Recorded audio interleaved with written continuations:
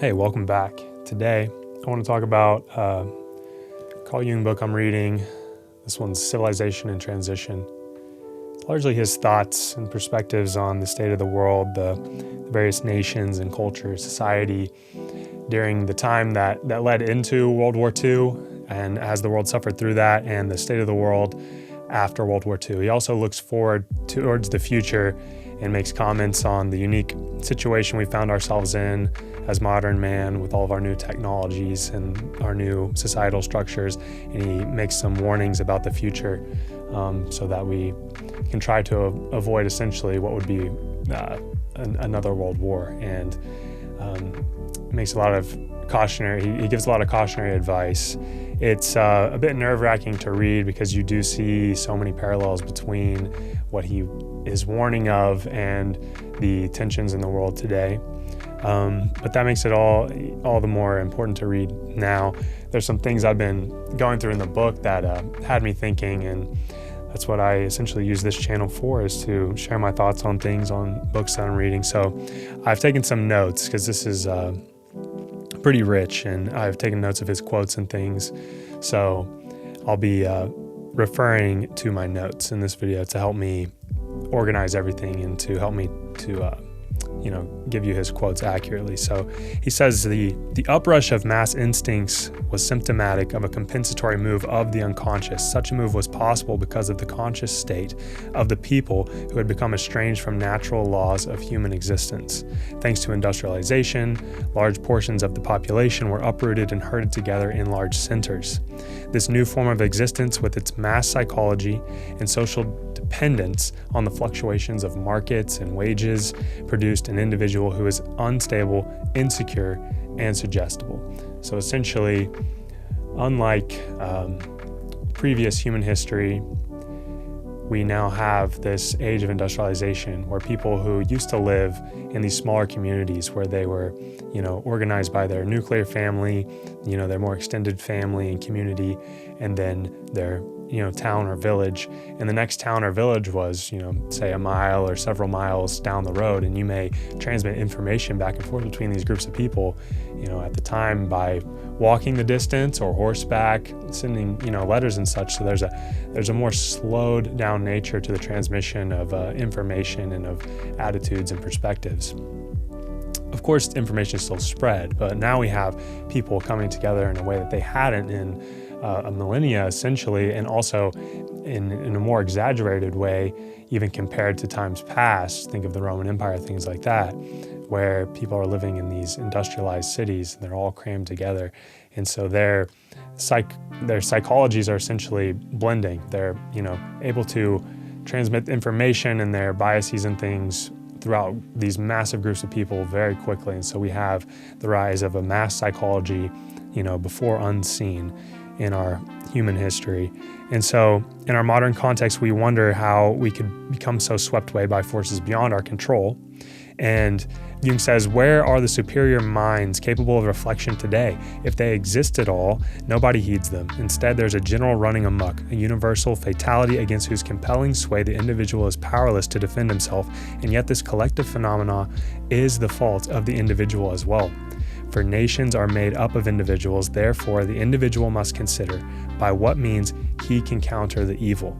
Our rationalistic attitudes lead us to believe that we can work wonders with international organizations, legislation, and other well-meant devices, but in reality, only a change in the attitude of the individual can bring about a renewal in the spirit of the nations. Everything begins with the individual.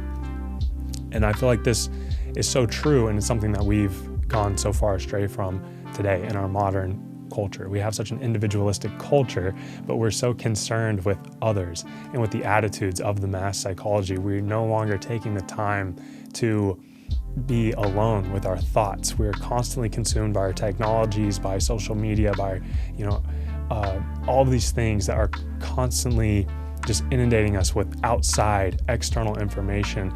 Gone are the times where we even have a moment to ourselves, unless we are very intentional in creating those moments and those times of peace for ourselves to reflect on our own thoughts, our own attitudes, and even more importantly, on our inner selves. How many people today do you know that meditate and really have a specific time where they try to have that inward-facing attention at the inner self? Just because modern man no longer practices these things doesn't mean that the inner self has just disappeared and is no longer pertinent. It's still there.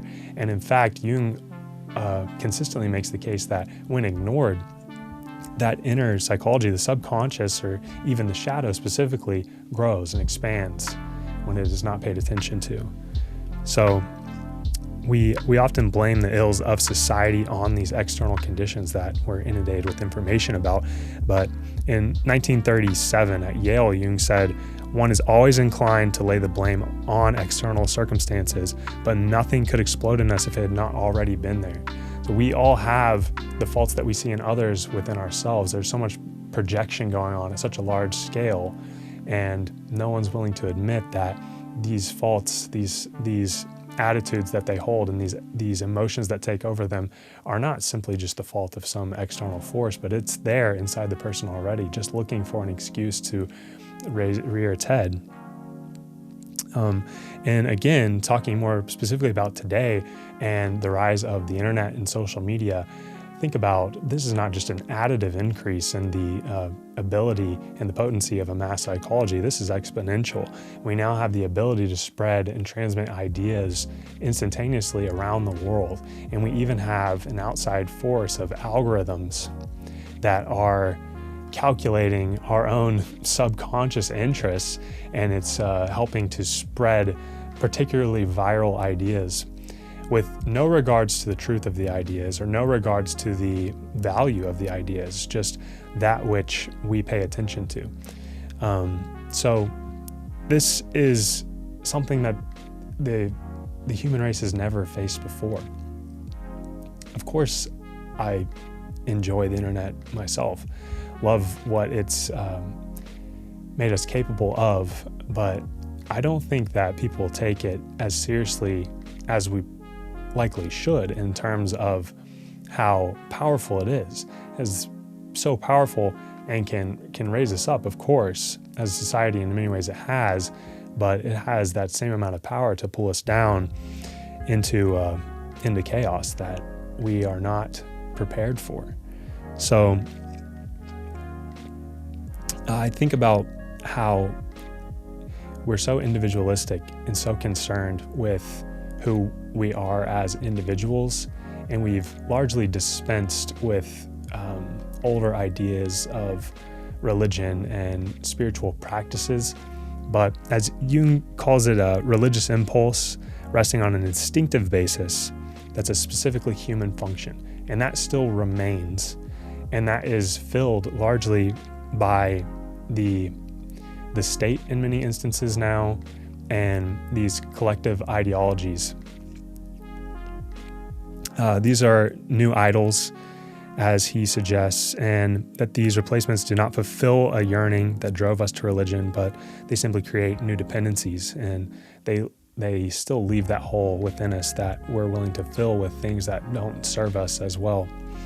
And so goes on to say, there's an unconscious psychic reality which demonstrably influences consciousness and its contents.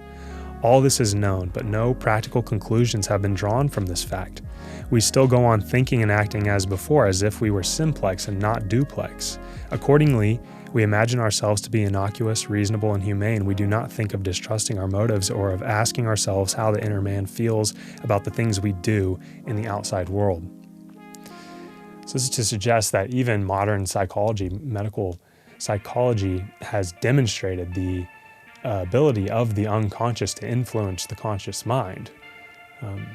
There are many experiments that depict this very clearly, and still we go on living our lives as though we're not driven by these unconscious forces.